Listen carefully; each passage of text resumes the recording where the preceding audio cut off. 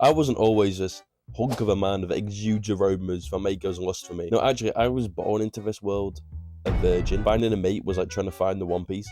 All I wanted to do was take a girl on a fun date, show my riz, masculine energy. I don't even know what I'm saying anymore. But, any girl would love to experience that with me. I mean, have you seen it? So this one didn't. But the question is, how did I attract her in the first place? Basically, I locked in and using my domain expansion, coffin of a giant penis, I sent a girl my lightsaber. Not even my shaft, just an actual picture of a lightsaber. Because, I went to Galaxy's Edge, made a lightsaber. Kind of cool. I was like, oh, this girl likes Star Wars. I like Star Wars. This picture's gonna get her in the mood, and maybe she'll want my actual lightsaber. No, sorry. And hey, I mean, it worked, I guess, because we planned a day, planned a time, and boom, a date was settled, right? I don't remember what I said during the talking stage. Probably like a neek. I started nerding out about the tragedy of Darth Plagueis. I don't know what you're thinking. Jamie, I thought your Riz was better than this. I heard you lost your virginity before your dad. Well, I don't want to confirm or deny that rumor. Star Wars Riz works, okay?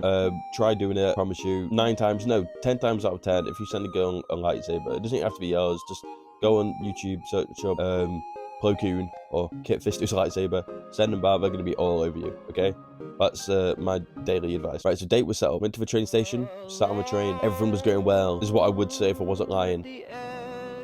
My tensions were high, right? I was sat on this train, sweating profusely, thinking, I can't let this be awkward. I can't let this be awkward. I was getting in my head. What did I need to do? I need to practice my game, right? My riz. I needed to lube up my brain, essentially. Get some social interaction, so I'm warm, ready, okay? Looked around the train, started doing my jumping jacks on the train. Looked around. I was sat in the same carriage as like a school trip, so there was like 30 10-year-olds around me. I've been like a teacher. I'm not sure how that would have looked if I just started chatting up one of the 10-year-olds. I mean, it's not really something I want to experience myself. It would also look pretty dodgy, so I just had to go in cold turkey, raw dog. As soon as the train pulled up, just go speak to her. What's the worst thing that could have happened? The train pulled up, I got out of the train, she texted me. I'm sat in the car park in a red car. Did I jump scare you? It was like trying to find a missing Dragon Ball. This red car did not exist. An ocean of non-red cars was all I could see. And obviously I mentioned ocean. Speaking of ocean, the god of the seas, Poseidon, he was definitely trying to save this girl from me, I guess, because the rain, the floodgates, right, had opened and it was pouring down. It was not looking good. I came walking down towards the car park. There was a tile in the ground that wasn't in the ground properly. So as I stepped on it, just a tsunami of mud and water ran rampant on my leg, which I guess wasn't the best situation I could have hoped for. No! It's not really something I wanted, and it also smelled pretty bad. But I couldn't just call off a date, and also I'm now in this town, right? I can't just go get the train back. Well, I suppose I could have. I wanted to wait like an hour. Every single human in the heavens were watching down to me.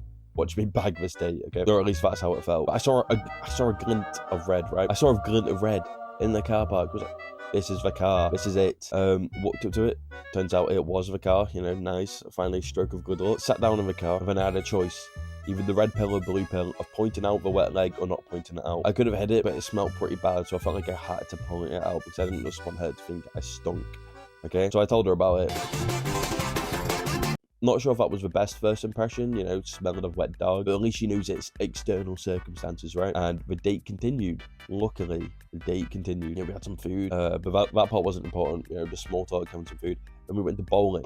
And bowling didn't go as planned. It turns out her dad is Mattiai Moranliferan. I've definitely butchered. Wait, that's not even the correct sport. That's the wrong bowling. Walter Ray Williams Jr. I don't know. I just needed a famous bowler because her dad used to take her bowling every weekend when she was young, and she had skills to put like swerve and curve on these balls. Not my balls, the bowling ball. And she ended up beating me in both games, which just showed my masculine energy. I could tell looking back that she was trying to initiate some form of physical connection, physical contact, because she kept high-fiving me, holding my arm, and actually trying to show me how to bowl, because I guess I was just that pathetic. Or maybe she was just, that much of a pro. I guess we'll never know. Oh no, I was just definitely a skinny virgin to even tell what was going on, right? I just sort of sat down and I was too scared to initiate that physical contact also. But I was sat there thinking, okay, this isn't going great. I need to show her I'm good at something, right? I need to show her I have masculine power, right? So I took it to a punching bag machine. You know, I had to make it known like a Redditor. If anyone was to speak ill of Madame, we would have to deal with my punch with the force of Optimus Primal, you know, the big robot monkey. And I swung with the force of 1,000 stars, hit a solid 600, you know, again, showing my strength for that time.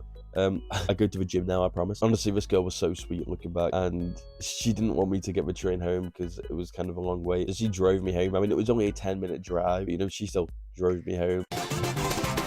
And, you know, I'm not in her brain. I don't know what she was thinking, but I feel like she knew that I'm a nice guy, quote unquote. No, you know, I was just nervous. So she was the one who initiated the hug. Right? It's normally the man's job, you know, we're going to norms. But, you know, she initiated the hug, which again, sweet of her. But this hug essentially ruined the chances of a second date, right? Her arms extended. I knew what was about to happen. I was seeing the world in a different lens that only the Flash would know. Time slowed down. I'm overthinking the crap out of its hug, but I couldn't really get much closer because I was sat in the car and I couldn't really, you know, insert her handbrake up my ass. I mean, it could have hit my G-spot, who knows? No, sorry. But I just leaned over, sort of, okay, look, I'll demonstrate it for you. Right, okay. So let's say she's sat in the driving seat, right? So she's here. I'm obviously here. I'll play me. She's sort of, from this side, it's like, she expands her arms, right? She does this, and it's almost like she's warming up for a chest press, I guess, or bench press, sorry. She's like, she does, okay, she obviously doesn't do that, but she warms up. How do I do this? Because the handbrake's here. Okay, let me move my computer. Handbrake's here. So I can't bloody nestle my ass on the handbrake, right? So I have to lean over, and I sort of extend my spine, right? So I'm like this. She's coming at me from that side. I do this, and for some reason, hug, like, my arms go around her neck, and I'm sort of holding her shoulder blades. I'm still really far away. And she's quite a small person, so her arms are small, so she can't really hug my waist properly, or at least I think she was going for my waist. So she's sort of like holding me like this on my hips. And I'm doing this, and I'm holding it for 2 seconds, and I'm feeling like my shoulders, or my shoulder blade, I can feel them like extended. It's like I'm doing fucking back workout here. As I released her from my grasp, I feel like this was the last chance. It looked like she wanted a kiss, or at least from my POV, right? It looked like she wanted a kiss. Because her eyes like locked for a second. There was some sort of tension in the air. You know, the hug was kind of bad, but I guess we're kind of expecting, like, she was sat in the car. This could have been it, right? So I looked at her, took a deep breath, I opened up my car door, and I walked away. If you could say why I did that, I'd be so happy, right? Because I've got no idea. I can't even get my words out. I'm fumbling my words because I'm embarrassed. I just fucking left. I just walked out the car. I was like, thank you, bye. Like, those were the only words. But obviously I said thank you for driving me home as she was driving me home. And we, you know, had some small talk in the car. But as soon as, like, I was in that moment, I lost all words, kind of like I'm losing my words right now. And to top it all off, you know, as she drove off, I didn't even wait for her to get home. This was like, as she was driving down the road, that's when I pulled out my phone. So into prime moments, Duke Dennis, right? I was like, okay, this is it. This is where I lock in. This is where I arrange a second date. While she's driving, whilst I've just fumbled the bag, and I'm sat here with my phone, and I texted something along the lines of, I don't know what it was exactly, but it was something along the lines of, today was really fun. We should do it again so we can hug more. Oh my god. Oh my god. Oh my god. Oh my god. I can't believe I said that. I just can't believe I said that. It was, oh, I'm cringing right now just thinking about it. And, you know, she opened it and she said, I think we should just be friends, which is completely fair and completely valid, right? I mean, or maybe she just couldn't handle me. Who knows? I am such a famous man, I guess. I don't even know what I'm trying to say. I'm just side cringing. Moral of the story, get on my level, right? No, it was just a good learning experience. Maybe Star Wars Riz isn't the way to go. I also feel like the moral of the story should be go on as many dates as you can, right?